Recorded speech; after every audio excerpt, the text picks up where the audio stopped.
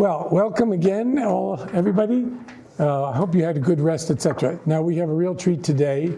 We're going to hear a talk by Sheila Fitzpatrick. And again, this is a person who needs no introduction, so I'll give her one. Because Sheila and I have known each other, I don't know, for decades and decades. We don't want to go into that. But for 10 years, we worked at the University of Chicago in a wonderful workshop with our late colleague, Richard Helly. And in many ways, under Sheila's leadership, we helped populate, along with Yuri in Berkeley and a few other places, the Soviet historical profession for quite a while. And Sheila is the one who most courageously crossed what turned out to be a relatively artificial red line between imperial history and what went on after 1917. So when I was in graduate school at Columbia in the 1960s, Mark Ryoff, and more famously, Michael Karpovich at Harvard, would say there is no history after the revolution. I'm not exaggerating, but there was basically no serious study, with maybe a few exceptions, mostly in Britain, E.H. Carr, Isaac Deutscher, and others. I think one other figure I wanted to mention, and I just forgot, Alec Nove, who we talked about, and Moshe Levine, who then came to America. So Sheila very maybe courageously or rashly crossed that line, went to Russia, and wrote an incredible book about the Ministry of Education, Lunacharsky, and developed a notion of, eventually in the second book, of upward mobility. That in fact the Russian Revolution was about upward mobility of people, and that caused a huge controversy, as if oh my God, she was saying something positive about the Soviet Union. So she was accused of every sin, from Stalinism to Marxism to apologetics, etc. And yet she kept going on and wrote the most incredible bevy of books that established in many ways the field of Soviet studies. And today you have the pleasure of hearing Sheila Fitzpatrick. Thank you so much. What I'm talking about today is, it's actually not my most recent book, but the one before came out in November of last year, called Lost Souls, Soviet Displaced Persons and the Birth of the Cold War. And there's really two big themes in this book, one of which connects much more obviously to my past as a social historian. One of the themes is the big geopolitical one. You've got 500,000 displaced persons from the Soviet Union in Germany after the Second World War. They don't want to go back. What to do with them? How to solve basically a refugee problem. And that's what having noticed that you're not particularly social historians here, I thought this is the angle I'll talk about today. The other angle is that's me as a social historian. That is the displaced persons themselves and the kinds of scope for resourcefulness within the structures that institutions and circumstances created, the kinds of initiatives they could show. It's a counter-argument to the one that you find in most displaced persons' memoirs, which was, I was a pawn of fate. I could do nothing. The waves of the 20th century swept over me, and there I was. And this is all true, I mean, but as the waves sweep, you're all the time trying to position yourself. You usually have a short-term goal, you're trying to develop long-term goals, and basically there is quite a lot you can do within those spaces, and that I learned basically from an odd set of documents I had, which my husband, Misha Danos, he had been a DP. And his letters, his mother was also a DP, and they were in different cities, thank God, in Germany, and therefore they wrote letters in that old-fashioned way, and the letters were preserved. And Misha was just interested in becoming a physicist, but his mother was extremely resourceful. She was constantly looking at the situation, thinking of the options, which one is the best to take, how would we best position ourselves, should we be in the camps or outside? If we're in the camps, how do we identify ourselves? Olga, his mother, was a master of all that, and that's what gave me that idea. However, I'm happy to answer questions on that, but that's not what I'm going to talk about. Let's get back to geopolitics. So the basic situation is that you have displaced persons are the people, well, it's self-explanatory in a way. It's the people who have been displaced during the war and are left in Germany after the war, and something needs to be done with them. Now, the Allies, who are the people who have to do this thing, you have the American and British occupation forces, plus the French, and you also have an international organization, UNRWA, which is specifically has the task of looking after this displaced person. The definition of a displaced person is someone displaced by war and fascism. That's the official definition that UNRWA accepts. Now, it's important for them to have an official definition because they're offering care and maintenance to people, and it can't be an inexhaustible number.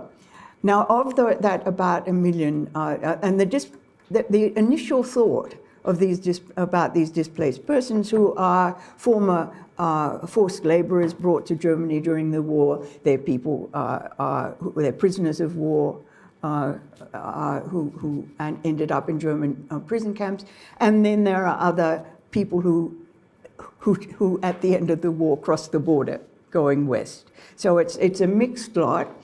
The Soviet view is that the 500,000 or so that are Soviet citizens were taken as forced labor from the Soviet Union during the occupation, or Soviet prisoners of war. Their assumption, the Soviet assumption, is that they all should go home. They should be just repatriated. That is the solution to that problem. And that is UNRWA's attitude too, initially. It is simply assumed that those people displaced by the war will be repatriated, and that's going to be one of the first post-war occupations.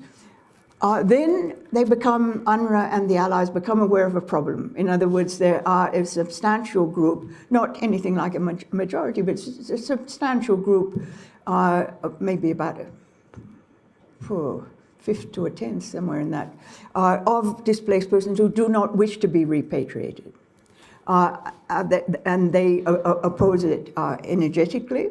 The Allies are more or less shamed into withdrawing their cooperation with the Soviets for the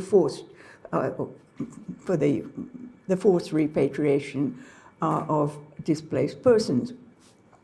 So the group you have of displaced persons is one that emerges under UNRWA care. That is, by definition, people who had chosen not to go back to the Soviet Union. Now, back here, the whole notion of repatriation is complicated because the Soviets claimed everybody who had, as of 1940, had been a Soviet citizen. That includes all the West Ukrainians, West Belarusians, and people from the Baltic who had been in territories incorporated into the Soviet Union. From their point of view, the Soviet Union is not the homeland to which you repatriate. It is very likely an occupying power. And so, although we don't have absolute statistics on who comes from where, and basically because DPs they are who they say they are. In other words, UNRWA is not allowed to require any supporting documentation. Most of them don't have documentation. So that our knowledge of who these DPs are is based on what is written on their DP cards, which is based on what they told, what they said. And it's, of course, that's one of the first places where DPs could exercise agency. In other words, if you were a Soviet citizen and you thought you didn't want to repatriate, you might well have said you were a Pole, that you and given yourself a false birth placement in Poland, and that would be what would be on your DP identification things. Anyway, so it's a group which is formed both by the various acts of displacement that occurred during the war, and by the choice not to.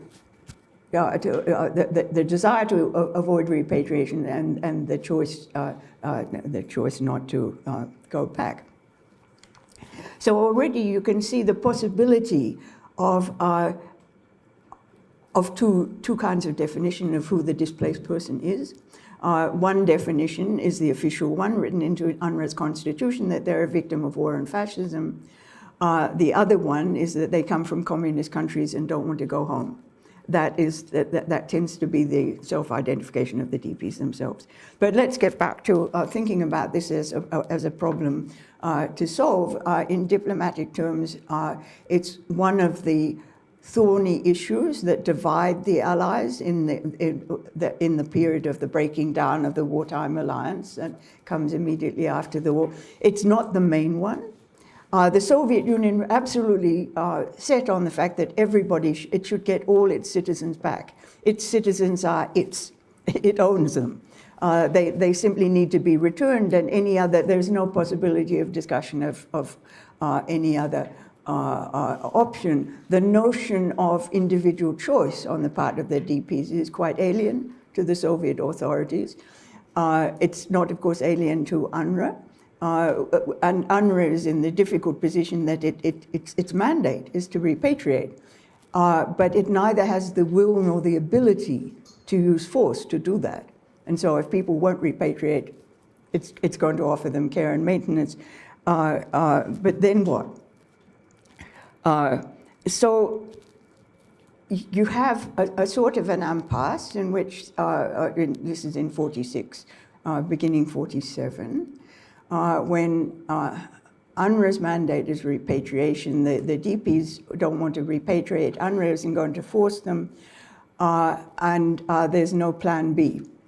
In other words, is this going to be eternal care and maintenance in camps in Germany? They were actually quite comfortably housed after the first a few months. It was the situation of the DPs is another topic, but it's really not a bad one. And oddly enough, when you look at the further history, as I have, of DPs who were subsequently, and not under UNRWA, resettled in countries like Australia, the DP camps were much better than the Australian migrant camps that they ended up in for a year or so afterwards. So that gives a sort of funny twist to people's memory. So now I need to say something about the funding, the money aspect, because that's the key. UNRWA is an organization set up in 1943, rather presciently really, set up to deal with with the problems that will occur at the end of the war. And all the allies are involved in it. That includes the Soviet Union. It's one of the founding bodies of UNRWA. But the money is supposed to come from the allies, according to, I forget exactly to what kind of calculation. But in effect, the US pays almost everything. Soviet Union pays practically nothing. Britain pays something. But the big funder is the United States, and that funding has to go through Congress. And in 1946, Congress starts to get really unhappy about why are we sending all this money to UNRWA, which in any case was perceived, another different story, as a sort of too pro-Soviet left-leaning organization. We're sending it to these people. So it's sort of run by Americans, but there are a lot of French and Brits and dubious types, not directly under American control. In other words, Congress is very unhappy at continuing that funding, and it cuts it off. It then funds a successor body, which is almost entirely American funded. This is the International Refugee Organization, IRO. Soviet Union does not become a founding member. At this point, the Soviet Union sort of separates itself from the whole issue. There's American leadership, and there's almost entirely American money, and there is a new mission, a new mandate, not repatriation, although it will repatriate if people, it's not against voluntary repatriation, but the mission is resettlement. Resettlement, and that in effect means outside of Europe. A very curious, ambitious, and expensive program. From the Soviet point of view, this amounts to theft of our citizens. And there was they had a whole line of outrage commentary on this, which basically said the capitalist countries, short of labor, are stealing our citizens for that purpose. And that was not true of the United States, which becomes the major recipient.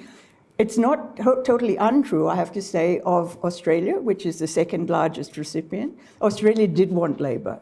And it didn't actually want labor from Eastern Europe. It wanted British labor first, but there weren't enough potential migrants. Then German, but you couldn't take German. So can we try Scandinavian? But the Scandinavians don't want to move. So the Australians were forced to take what they regarded as a very unappealing lot of people. And the reason they did it was because there was a labor shortage. So there's a different, Canada is a sort of mixed, Canada comes next. That's a sort of mixed situation. Canada did want labor, but not that desperately. In any case, the Soviet attitude was a straightforward one. You're stealing our people.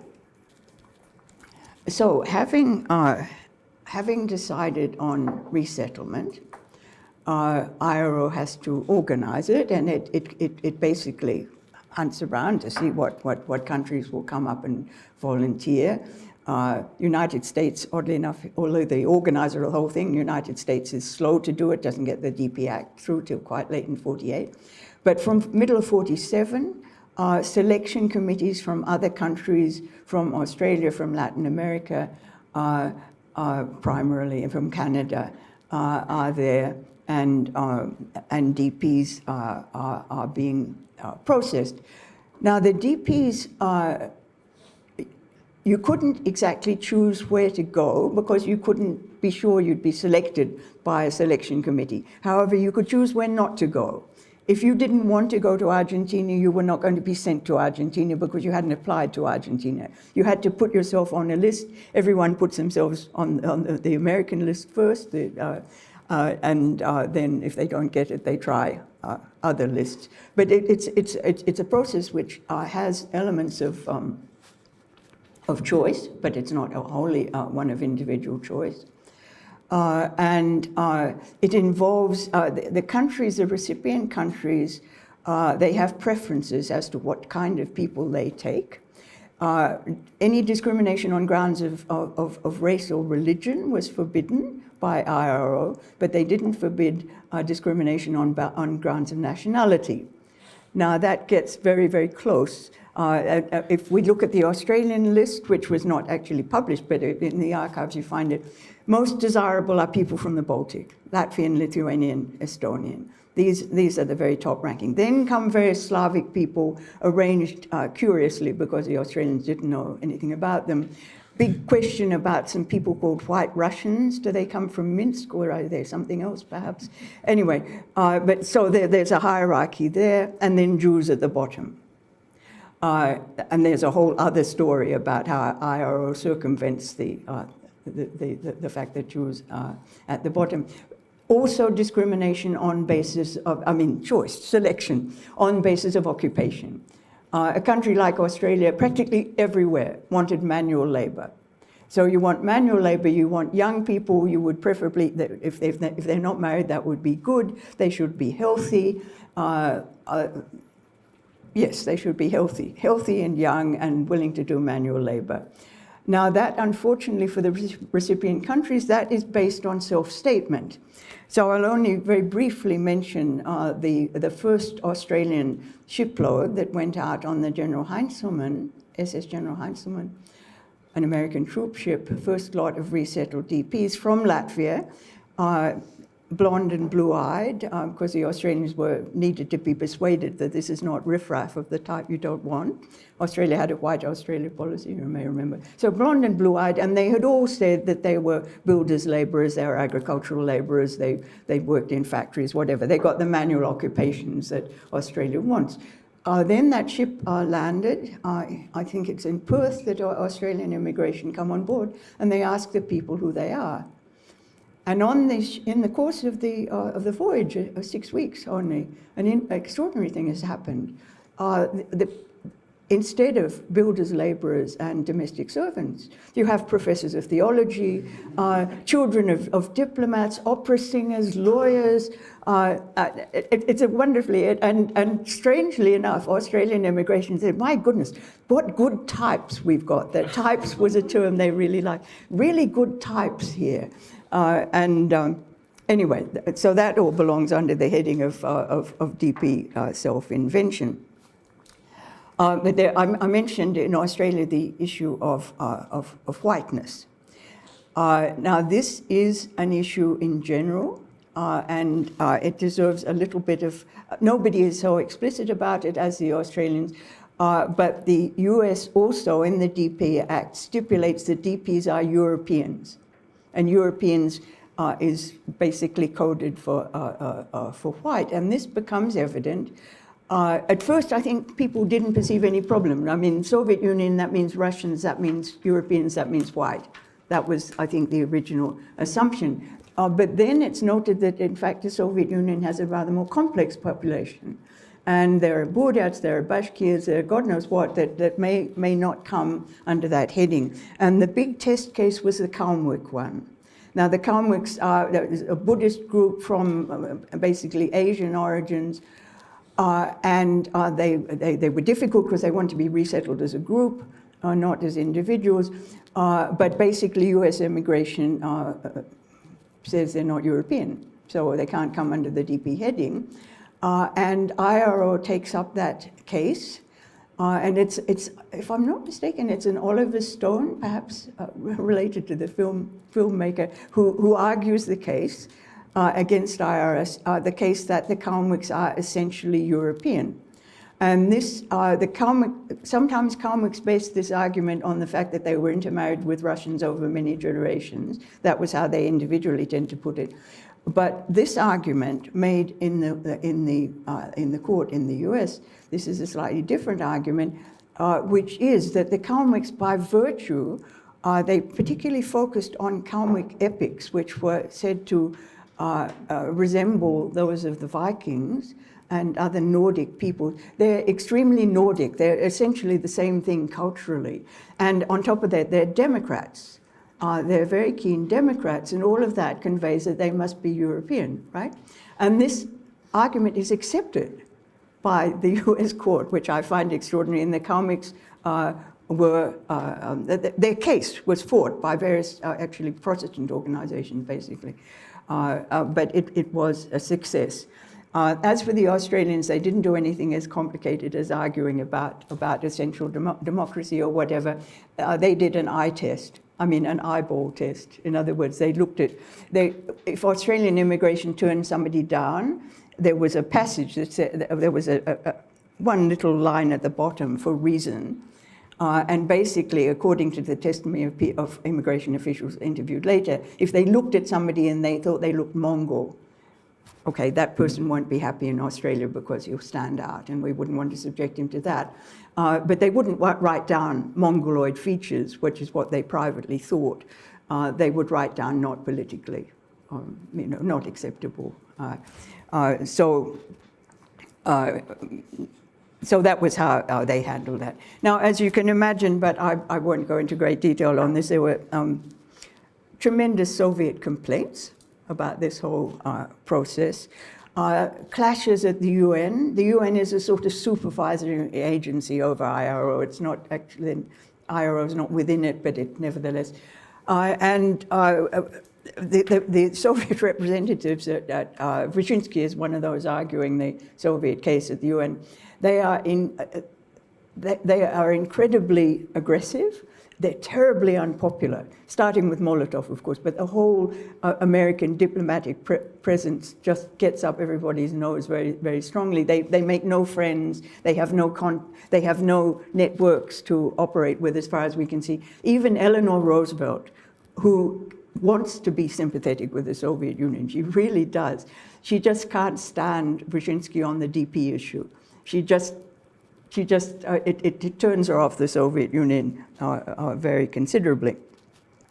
Now, I'll just briefly mention a problem about the resettlement of DPs in that the UNRWA and IRO constitutions said that people who have been collaborators with the Germans, with the Nazis in the war, they cannot be DPs. They are not eligible for DP status.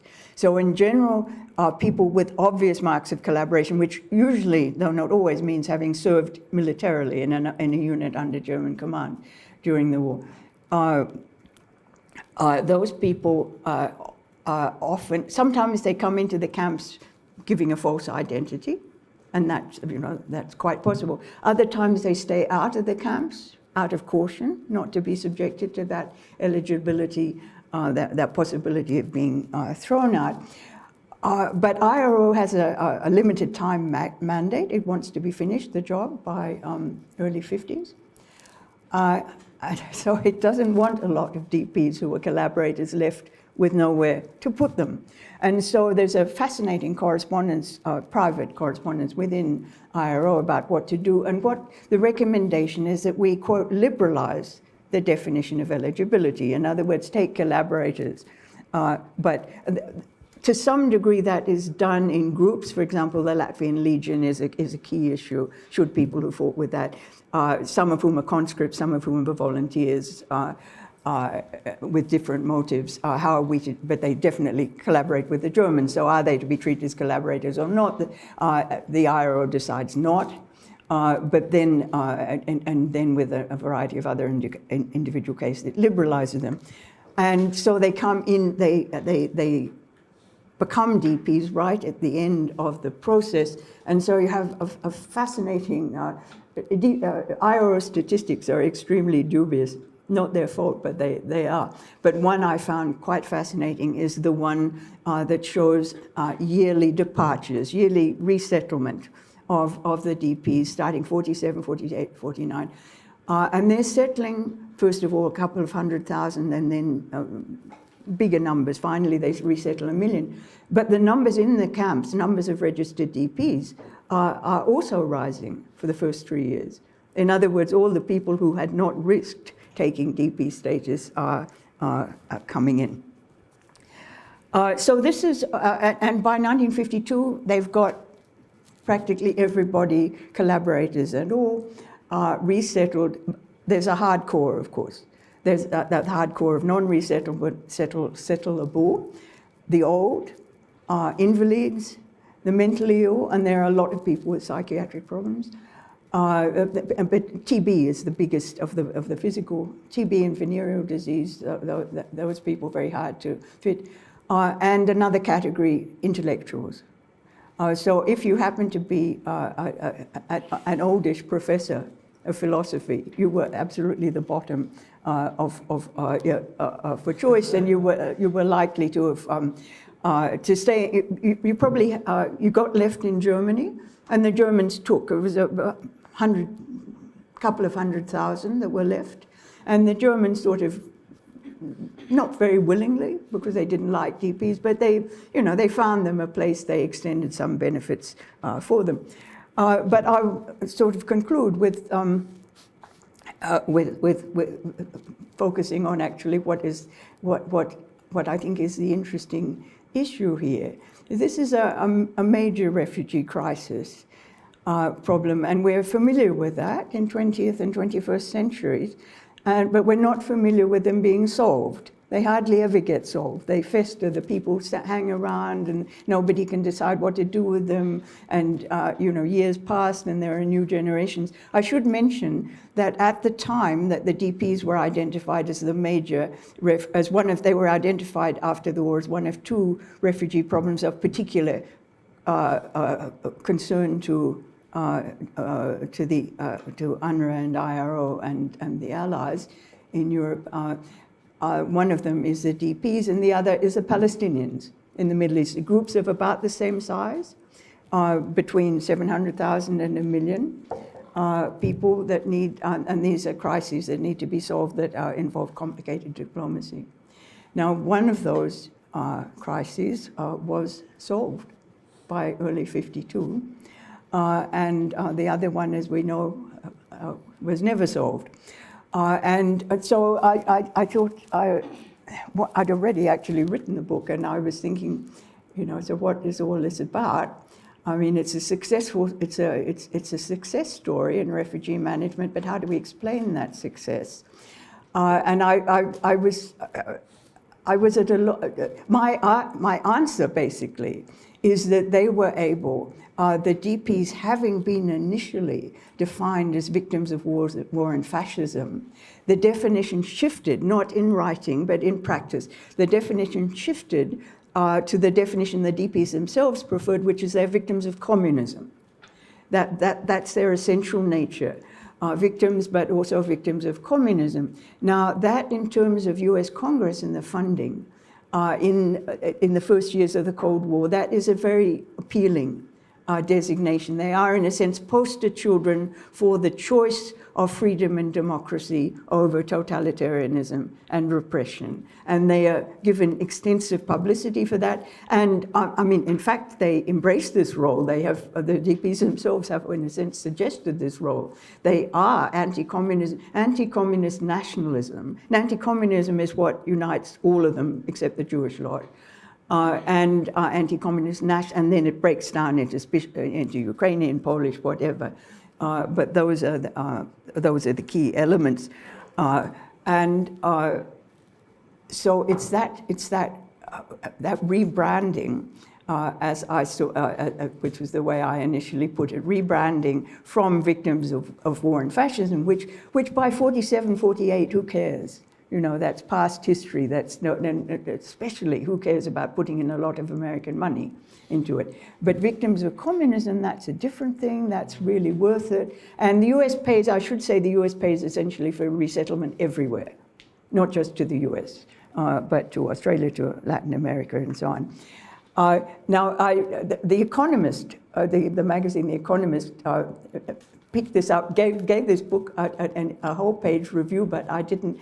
I completely failed to notice it, and so did my publishers. For some time, because it wasn't in book reviews, it was in international. And its heading was something like changing the narrative. So that's their version of my argument here. In other words, in order to solve a DP problem, a refugee problem, you need to change the narrative in a way that makes your people acceptable. And in the given case, which unfortunately not everybody is able to emulate, first of all, you've got to be branded democratic or European, which is treated as a synonym. Secondly, you've got to be white. That is not quite so straightforwardly put. You've got to be, that has to be what you're presenting as. A white European, and then you can get resettled. Now, if only this were a recipe for solution of other crises, other refugee problems, that would be good, but it isn't always possible. So I'll leave it at that.